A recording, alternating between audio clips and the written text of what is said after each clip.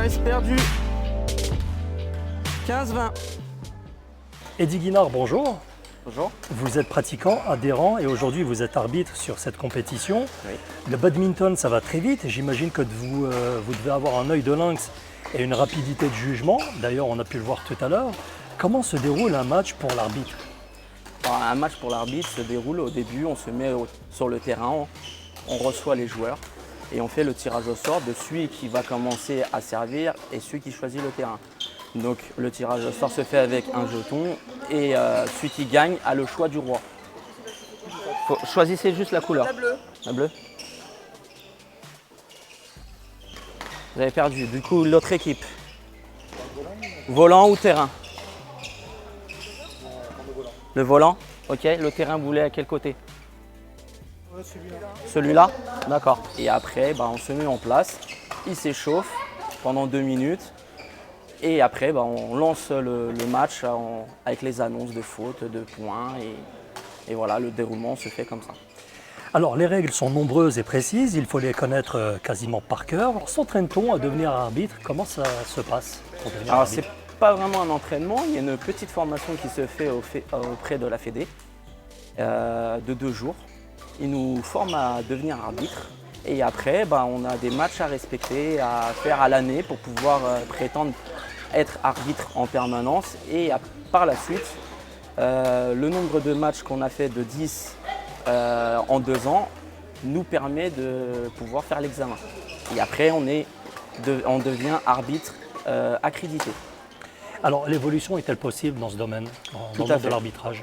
Il y a de l'évolution, il y a les arbitres accrédités, certifiés, fédéral, puis plus on monte, plus on a des niveaux de joueurs qui montent et on se développe dans le pays, voire dans l'international. Alors, par ailleurs, vous êtes aussi joueur. D'où vous est venue cette passion du badminton? Alors, le badminton, j'en ai fait pendant mes années collège, parce que c'était un des rares sports que je pouvais faire par rapport à une maladie chronique que j'ai, qui m'empêchait de faire beaucoup de sport. Et ce sport m'a toujours accroché, et c'est un des sports que j'arrivais quand même à faire malgré cette maladie. J'ai arrêté à un certain moment et j'ai repris en arrivant ici dans la région, en tant que joueur au début la première année, et maintenant en tant qu'arbitre depuis 1 an. Alors, la particularité aussi de cette discipline, c'est le volant. Alors, cogner sur un volant, contrairement au tennis sur une balle ou au ping-pong pareil, c'est quand même particulier. Oui, le volant en lui-même est quand même une partie essentielle du jeu, c'est dont la raquette aussi.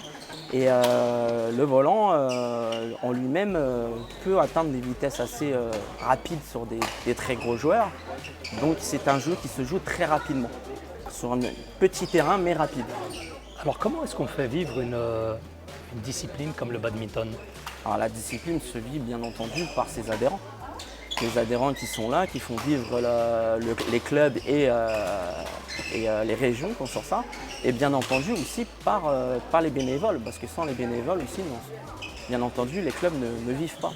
Je le disais tout à l'heure, vous êtes joueur, arbitre, adhérent et pratiquant. Comment est-ce que vous voyez votre évolution en tant que joueur ou en tant qu'arbitre?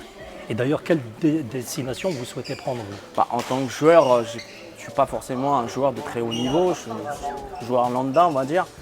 J'espère bien entendu quand même monter en niveau. Mais en tant qu'arbitre, bien entendu, il y a aussi des niveaux d'arbitrage. Pour le moment, je suis en tant que stagiaire. Je passerai l'examen courant de l'année pour devenir accrédité.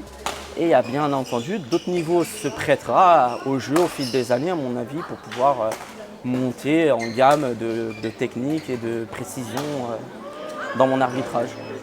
Très bien, merci beaucoup. Merci.